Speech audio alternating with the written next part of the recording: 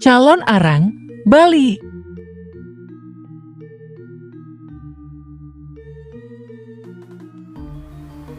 Halo, kita bertemu lagi. Kali ini kita akan bahas cerita dari Bali berjudul Calon Arang. Cerita Calon Arang mengajarkan pentingnya bahwa tidak semua masalah harus diselesaikan dengan berantem. Mubaradah dan Mubahula berhasil menghentikan serangan Calon Arang melalui kebijaksanaan, menunjukkan bahwa perubahan dan penebusan selalu mungkin. Raja Airlangga dan para penasihatnya menekankan pentingnya kebijaksanaan dan keadilan dalam melindungi masyarakat.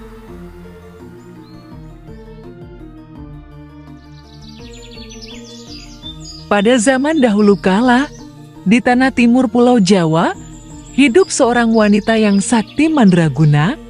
Namun sayang, kesaktian tersebut ia dapat dari ilmu hitam yang ia pelajari dan kembangkan.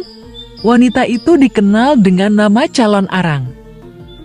Demi menyebarkan ajaran ilmu hitamnya, Calon Arang mendirikan padepokan untuk mengajarkan ilmunya.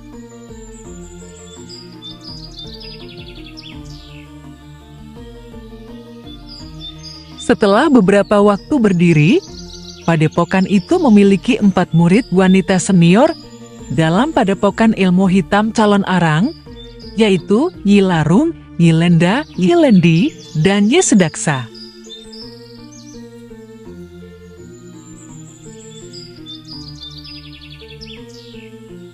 Calon Arang ditakuti karena terkenal memiliki sifat yang kejam dan bengis.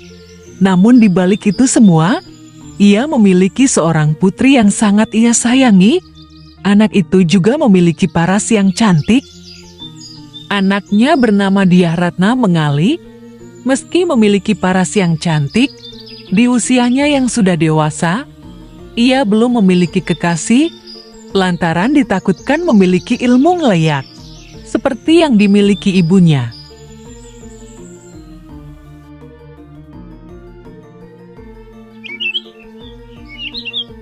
Para lelaki pada masa itu tidak berani untuk melamar Dyah Ratna Mengali karena mereka sangat takut dengan ilmu hitam dari ibunya.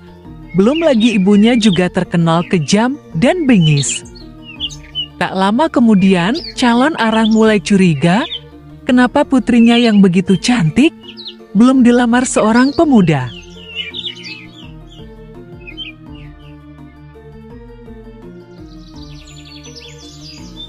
Di saat yang bersamaan pula, salah satu muridnya yakni Nyi Larung memberikan berita tentang rumor dari putri kesayangannya, sehingga Calon Arang menjadi marah dan murka karena telah membuat nama anaknya tercoreng dan memungkinkan anaknya tak menikah.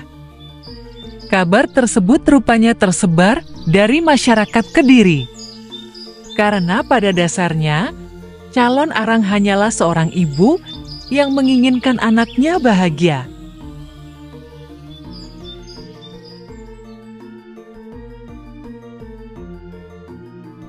Namun, gempuran fitnah yang dia terima mengakibatkan Calon Arang menjadi murka dan memutuskan untuk memberikan serangan terhadap rakyat Kediri.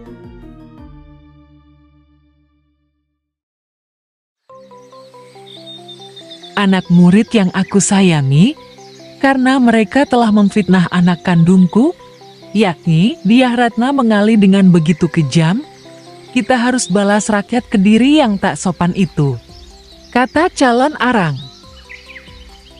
Siap, kami akan selalu mengikuti apa yang engkau perintahkan. Lantas apa yang ingin engkau perintahkan pada kami, Ibu? Tanya salah satu dari murid Calon Arang. Pada malam yang akan kutentukan, yakni pada malam Kajen Kliwon, kalian segera pergi untuk bersiap di desa-desa pesisir Kediri dan berubahlah menjadi leak untuk menteror rakyat Kediri. Perintah Calon Arang dengan mata nanar dan menyeramkan. Siap, Kami akan menyerang seluruh rakyat Kediri yang menghina ibunda calon Arang, kata murid-murid calon Arang serempak.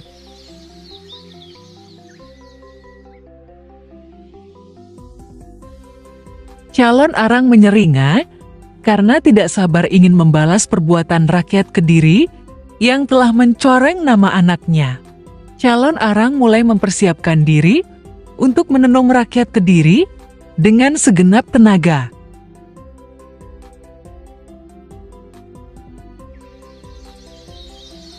Siang hari sebelum serangan calon Arang tiba, rakyat Kediri masih beraktivitas seperti biasa. Mereka bekerja sesuai pekerjaan mereka, seperti berdagang ataupun bekerja dan bahkan memasak, layaknya tak akan tiba musibah yang mendekati mereka.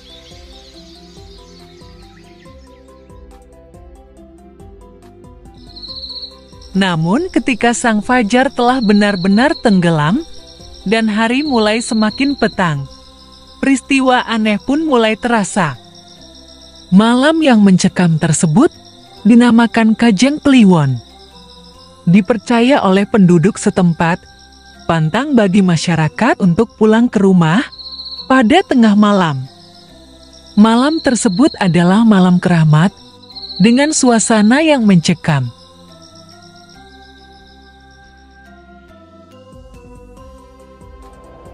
Pada saat itu pula, calon Arang dan murid-muridnya telah berubah menjadi leak, siap untuk menyerang masyarakat Kediri.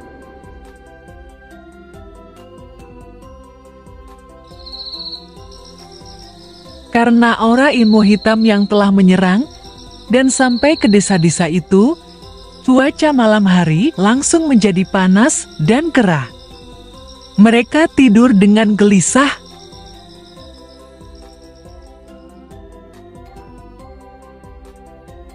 Anak-anak serta para bayi juga mengalami hal yang sama.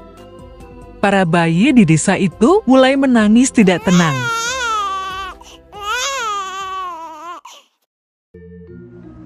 Hewan-hewan pun memberikan isyarat akan munculnya sesuatu yang tidak lazim. Hewan tokek bersahut-sahutan, burung gagak mulai bersuara, banyak kodok melompat dan menimbulkan suara kegaduhan, meski bukan musim penghujan.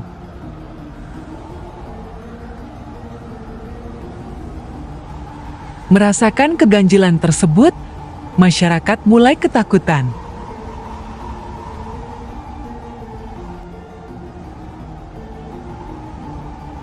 Mereka sebagian besar tidak berani untuk memandang keluar rumah. Jika mereka memandang keluar rumah, pemandangan mengerikan akan tampak di luar sana. Langit seolah memerah, angin ribut, cuaca panas, dan hewan yang bersuara gaduh. Ketakutan tersebut membuat orang-orang yang berani mengintip keluar mengalami sakit ngep atau ketakutan yang luar biasa.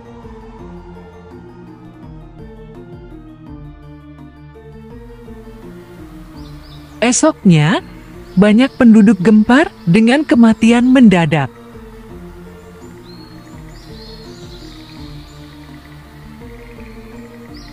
Sebelum mereka mati mendadak, mereka mengalami muntah dan mencret tanpa diketahui sebabnya.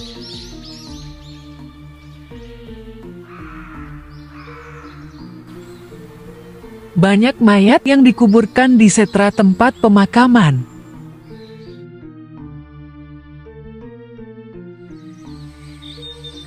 Akan tetapi, orang-orang yang ikut mengubur mayat-mayat tersebut akhirnya menjadi sakit dan meninggal.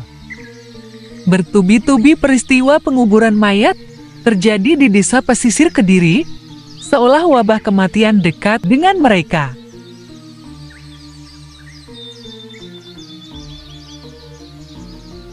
Di antara para warga juga mengadu kepada Balian Dukun untuk mengusir ilmu hitam.